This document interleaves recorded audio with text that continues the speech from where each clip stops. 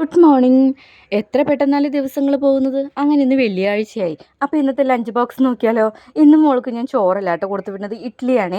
ഇന്നലെ വൈകുന്നേരം അരി ഉഴുന്ന് അരച്ചിട്ടുണ്ടായിരുന്നു. കുറച്ച് നാളായിട്ട് എനിക്ക് ഇഡ്ഡലി കഴിക്കാൻ തോന്നുന്നു. പനി പിടിച്ച ശേഷം ഇവിടെ എന്നും ചപ്പാത്തിയും പത്തിരിയാണ് കേട്ടോ. അപ്പോൾ ഇന്നലെ ഇഡ്ഡലിക്ക് അരച്ചിട്ടുണ്ടായിരുന്നു. അപ്പോൾ ഒരു ഇഡ്ഡലി രാവിലെ ചുട്ടിട്ടുണ്ടായിരുന്നു കേട്ടോ. അപ്പോൾ 3 വെച്ചിട്ടുണ്ട്. കുഞ്ഞു കുഞ്ഞു ഇഡ്ഡലിയാണ് കേട്ടോ.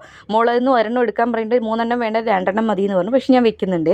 കറിയായിട്ട് കൊടുത്തു വിടുന്നത് തക്കാളി ചമ്മന്തിയാണ് കേട്ടോ. പിന്നെ ഇവിടെ പരിപ്പ് കറി വെച്ചിട്ടുണ്ട്. പരിപ്പ് കറി കൂട്ടാത്തതുകൊണ്ട് കൊടുക്കുന്നില്ല.